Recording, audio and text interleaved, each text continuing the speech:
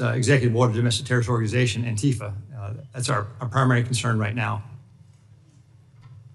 All right, that's what President Trump did. What does the FBI say?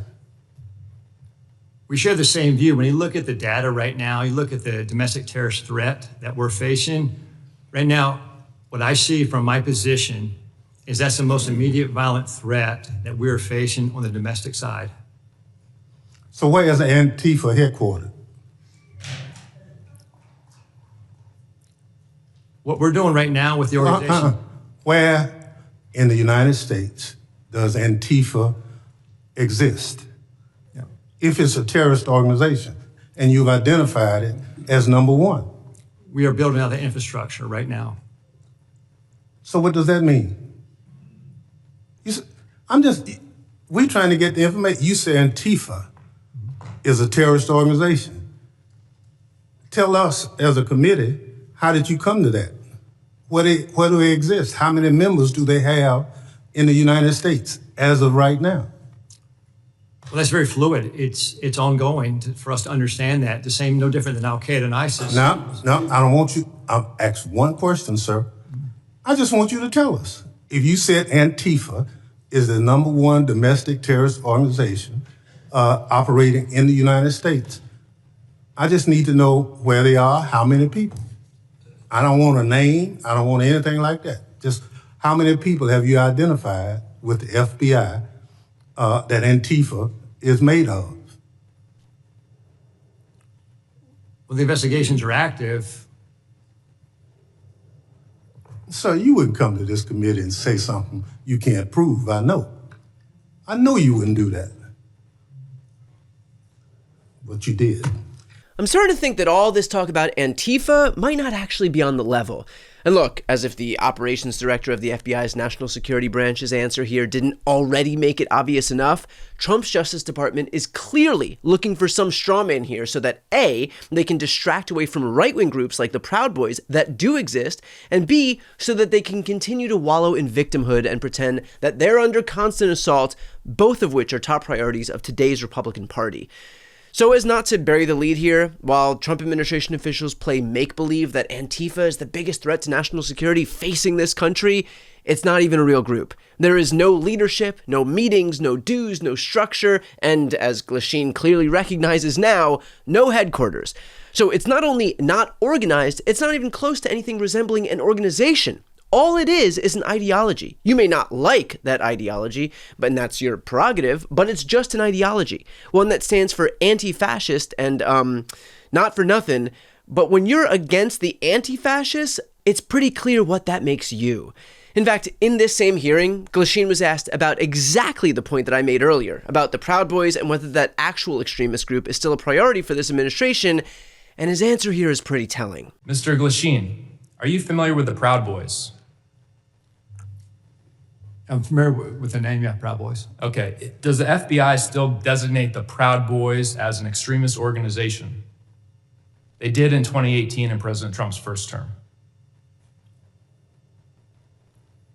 We are in the process right now of changing our categories for domestic terrorists.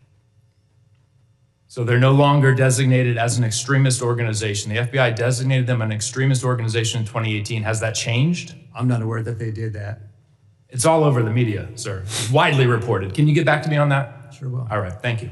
So, to be clear, you've got an extremist group, the Proud Boys, which were instrumental in fomenting violence on January 6. Its leaders, former National Chairman Henry Enrique Tarrio, along with Ethan Nordine, Joseph Biggs, and Zachary Rail, were found guilty of seditious conspiracy and conspiracy to obstruct an official proceeding. A fifth member, Dominic Pizzola, was also convicted on several charges, including obstruction of an official proceeding and assaulting federal officers. Tarrio was sentenced to 22 years in prison, the longest sentence among the group, while Nordine received 18 years, Biggs 17 years, Rail 15 years, and Pizzola 10 years. You know how many Antifa leaders have been arrested and convicted? None. Because again, Antifa is not a real group with any semblance of an organized structure. And so that notion that that is a bigger threat than an actual extremist group whose leaders have all been indicted and convicted is a joke, and a testament to the fact that this White House is more focused on perpetuating a narrative than actually upholding the law. And let's be clear, this persistent focus on Antifa is nothing new. Right before the No Kings protest just a couple of months ago, here was Pam Bondi suggesting that everybody who was planning on attending were members themselves of Antifa. Well, sure, and that's one of the things about Antifa. You've heard President Trump say multiple times they are organized, they are a criminal organization, and they're very organized. You're seeing people out there with thousands of signs that all match, pre-bought, pre-put together. They're organized and someone is funding it. We're going to get to the funding of Antifa. We're going to get to the root of Antifa, and we are going to find and charge all of those people who are causing this chaos in Portland and all these other cities across our country. Talk to all the influencers who have been threatened and beat up and their lives threatened from Antifa members. It's going to stop under Donald Trump. Quote, that's the thing about Antifa, they are organized. Again, Antifa is quite literally not organized because it's not actually a real group. Or how about this idea that Antifa must be organized because they're, quote, thousands of signs that all match, pre-bought, pre-put together. First of all, the creation of signs does not make you Antifa. This may come as a surprise to the Attorney General of the United States of America, but signs have been around for a very long time, even before the Grand Marshal of Antifa apparently willed them into existence. And second, signs that all match?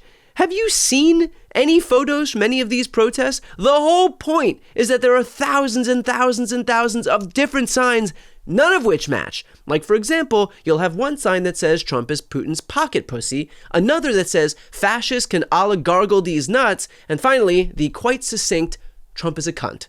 So if the uniformity of signs is a surefire sign of Antifa, I think the millions of Americans who showed up to the No Kings protests are probably safe from prosecution. And look, I could sit here and debunk everything that Pam Bondi and her hack attorneys and prosecutors at the DOJ say, but the reason for all of this is beyond clear. They are deflecting attention away from the very real instances of right-wing violence because they don't oppose them, they support them. They want to be able to wield that cudgel to achieve their political ends. Trump did it on January 6th and then duly pardoned everybody who committed violence in his name to the tune of 1,600 pardons. Republicans tried to carry out a kidnapping plot against the governor of Michigan. They broke into Nancy Pelosi's house and bludgeoned her husband with a hammer. Don Jr. then laughed about it on Twitter and likened it to a fun Halloween costume.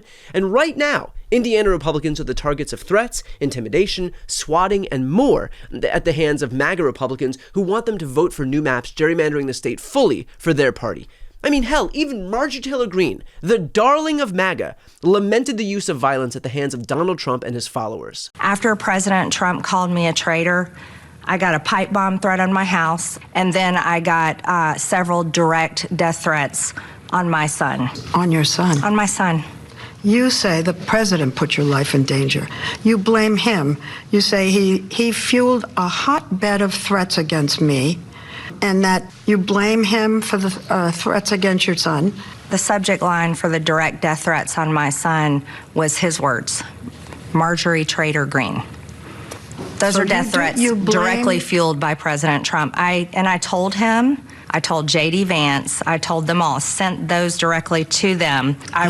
Response? J.D. Vance replied back to me, we'll look into it. I got response back from President Trump that I will keep private, but it wasn't very nice. Give us a hint of what the president said.